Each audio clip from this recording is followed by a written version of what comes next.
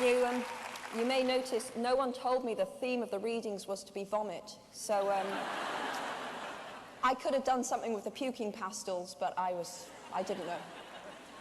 Anyway, we have some questions now.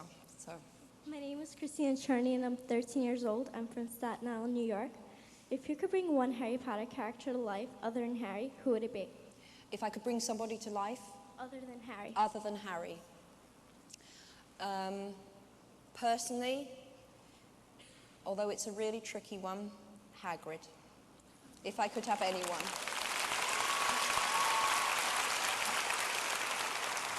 Because I think we'd all like a Hagrid in our life. Liability though he often is. It would be really great if I met a fundamentalist Christian to say, would you like to discuss the matter with Hagrid?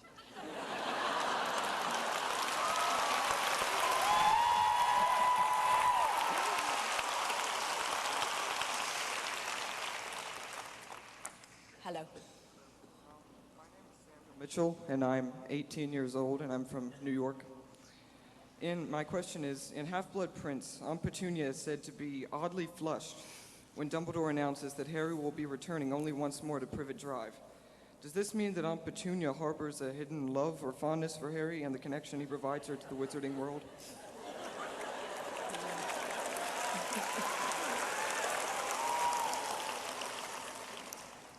That's an excellent question. And like all the best and most penetrating questions, it's difficult to answer. But I will say this. There is a little more to Aunt Petunia than meets the eye. And you will find out what that is in Book 7.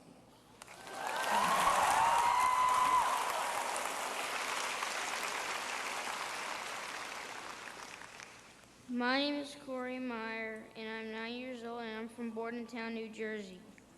I absolutely love your books. Thank you. I'm not a big reader, but your books make me want to read, and that makes my mom happy. She loves your books, too. In a recent interview, you hinted at two main characters dying and possibly Harry Potter, too.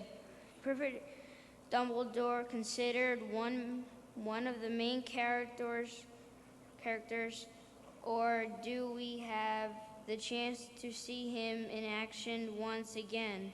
Since he is the most powerful wizard of all time, and Harry Potter is so loyal to him, how could he really be dead?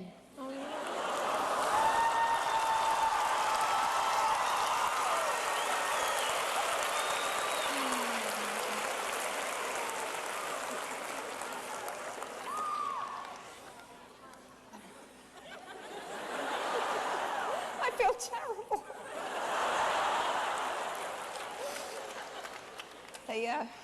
The British writer Graham Greene once said that every writer had to have a chip of ice in their heart. Oh no. I think you may just have ruined my career. I really can't answer that question because the answer is in Book 7, but you shouldn't expect Dumbledore to do a Gandalf. Let me just put it that way. I'm sorry.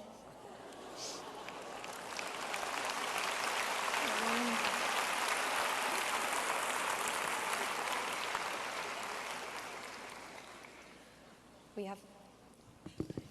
Hello, we are Salman and Milan Rushdie.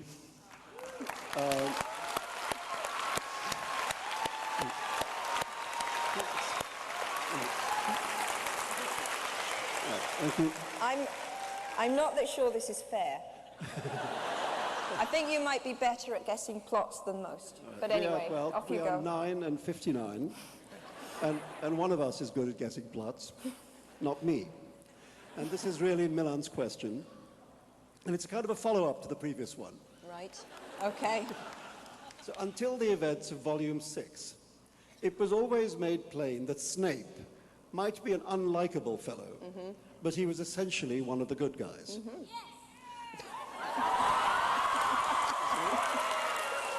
I can see this is the question you all really want answered. Dumbledore himself Dumbledore himself had always vouched for him. Yes. Now we are suddenly told that Snape is in fact a villain and Dumbledore's killer. We cannot or don't want to believe this. Our theory is that Snape is in fact still a good guy. Right. From which it follows that Dumbledore can't really be dead. And that the death is a ruse cooked up between Dumbledore and Snape to put Voldemort off his guard. So that when Harry and Voldemort come face to face, Harry may have more allies than he or Voldemort suspects. So, is Snape good or bad?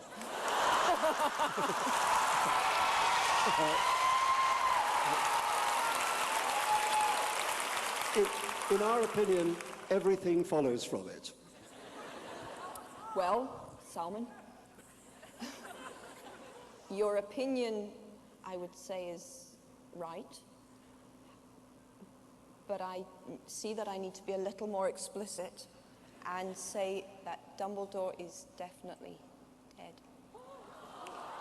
And I do know there's an entire website out there that says that's name is dumbledoreisnotdead.com. So I imagine they're not happy right now. But all of you need to move through the 5 stages of grief. and I'm just helping you get past denial. So I can't remember what's next. It may be anger, so I think we should stop it here. Thank you.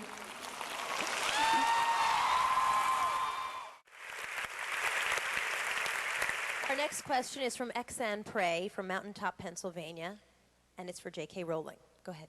Thank you. As a librarian, I would like to first thank you for attracting so many students and adults as well to reading. Since the Harry Potter series will be unfortunately ending, what does the future for you and for your readers hold? Do you have something planned to keep the anxious students and adults waiting to be released? I thought you were going to attack me for Madam Pince, and I would like to apologize to you and any other librarians present here today. And my get-out clause on this is always, if they'd had a pleasant, helpful librarian, half my plots would be gone. Because the answer invariably is in a book, but Hermione has to go and find it. If they'd had a good librarian, that would have been that problem solved, so sorry. Well, we love you. I have a shorter, mercifully, book for, I think, slightly younger children that's half-written, so I may well go back to that when Harry's done. I think I'll need a short mourning period, though. You have to allow me As we a all short will. time, yes, to get past Harry. Thank you so much. Thank you.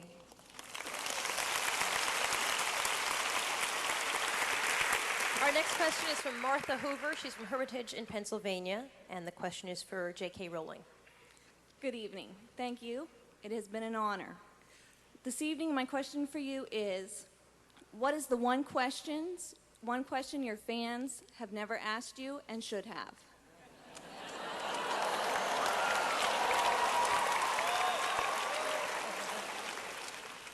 Oh, God.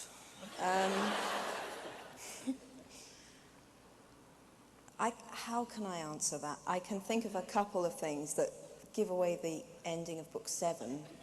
And having got this far, having got 16 years down the line, I kind of feel that would throw it away, you know.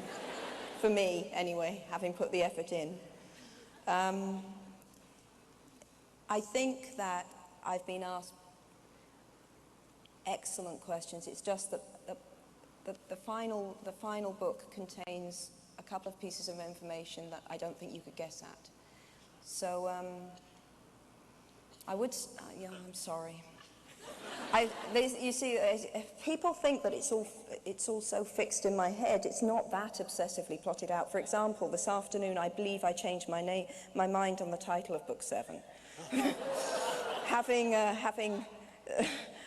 having been quite convinced that I had the title, I suddenly thought, no, that would be better, wouldn't it, in the shower just before coming out here, so...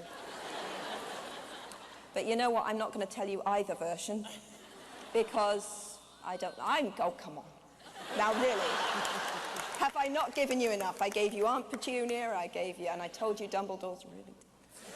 So, I am going to give something to you. Anyway, I'm sorry. I suppose it's that question. Everyone was really pleased you asked that question. It's me who's let everyone down, not you. Sorry.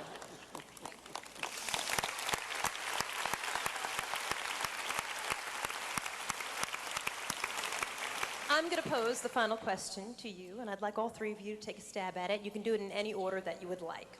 If you were to have dinner with any 5 characters from any of your books, take a moment to think about it. Who would you invite, and why would they be on your list? You go. I'd take Harry to apologize to him. I'd have to take Harry, Ron, and Hermione. Sure.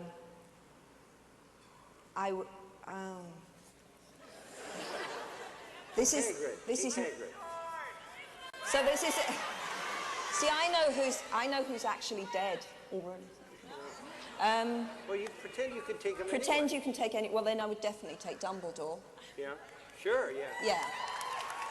I'd take Dumbledore, Harry, Ron, Hermione, and Hagrid. I'd take Hagrid. Yeah.